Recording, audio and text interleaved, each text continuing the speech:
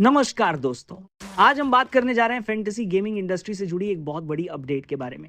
Dream 11 जो इस field का सबसे बड़ा नाम है, उसने अब सरकार के नए कानून को कोर्ट में चुनौती ना देने का फैसला किया है। जी हाँ, ड्रीम 11 के को फाउंडर हर्ष जैन का बयान आ चुका है कि वे सरकार के खिलाफ हाईकोर्ट में कोई याचिका दायर नहीं करेंगे। अब सवाल उठता है कि बाकी फैंटेसी एप्स क्या करेंगी। खबर यह है कि माई 11 सर्कल, एमपीएल और अन्य कंपनियां अगले 30 से 40 घंटों के अंदर कर्नाटक हाईकोर्ट में पिटीशन फाइल कर सकती हैं और सरकार के फैसले को चैलेंज करेंगी। तो आइए जानते हैं कि ये कंपनियां कोर्ट में किन किन तर्कों के आधार पर अपनी बात रखने वाली पड़ेगा है। सबसे पहला तर्क यह है कि सरकार ने इस बैन को बहुत ही जल्दबाजी में लागू किया है। इतने बड़े बाजार को खत्म करने से पहले कंपनियों से कोई बातचीत नहीं की गई। सिर्फ 3 दिनों में यह कानून पास हुआ। एक दिन लोकसभा में, दूसरे दिन राज्यसभा में और तीसरे दिन प्रेसिडेंट की मंजूरी मिल गई। कंपनियों को ना तो टाइम दिया गया, ना ही कोई गाइडलाइंस मिली। एक इंडस्ट्री जो 2 लाख करोड़ रुपए की है, उसको ऐसे ही खत्म करना क्या सही है। दूसरा बड़ा तर्क है आर्थिक नुकसान। यह इंडस्ट्री हर साल करीब 2000 करोड़ रुपए की जीएसटी सरकार को देती थी। अगर इसे बंद किया गया तो सिर्फ कंपनियां ही नहीं, बल्कि सरकार और देश की इकोनॉमी को भी नुकसान होगा। डॉलर के मुकाबले रुपया कमजोर हो सकता है और विदेशी निवेश भी घटेगा। तीसरा मुद्दा है रोजगार। लगभग 2.5 से 3 लाख लोग डायरेक्ट और इनडायरेक्ट तौर पर इस इंडस्ट्री से जुड़े हुए हैं।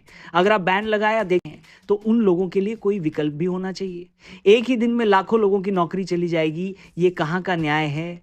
चौथा तर्क है कि इससे गैर कानूनी सट्टेबाजी को बढ़ावा मिलेगा। जब रेगुलेटेड फैंटेसी प्लेटफॉर्म्स बंद होंगे तो लोग लॉटरी, मटो और अनऑथराइज सट्टा वेबसाइट्स की तरफ रुख करेंगे। वहां ना तो कोई नियंत्रण होता है, ना ही कोई पारदर्शिता।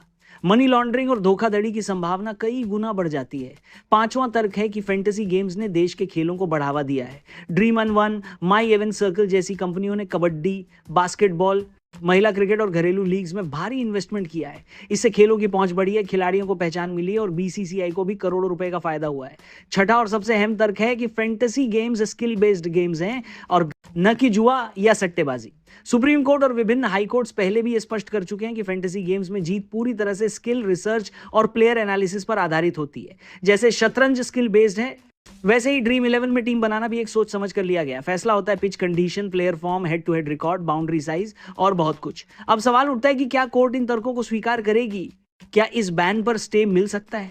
देखिए, ड्रीम 11 के पीछे हटने से थोड़ी निराशा जरूर हुई है, क्योंकि उनसे उम्मीद थी कि वे इस लड़ाई को लीड करेंगे। लेकिन अब बाकी कंपनियों के पास मौका है कि वो कानूनी तौर पर अपनी बात रखें और पूरे सेक्टर के लिए इंसाफ की मांग करें। संभावना है कि कोर्ट इस पर गंभीरता से विचार करे।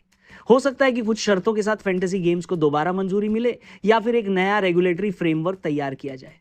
तो दोस्तों, अब बारी आपकी है। आपको क्या लगता है, इनमें से कौन सा तर्क कोर्ट को सबसे ज्यादा प्रभावित कर सकता है?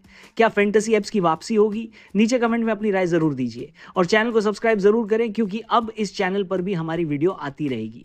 जय हिंद।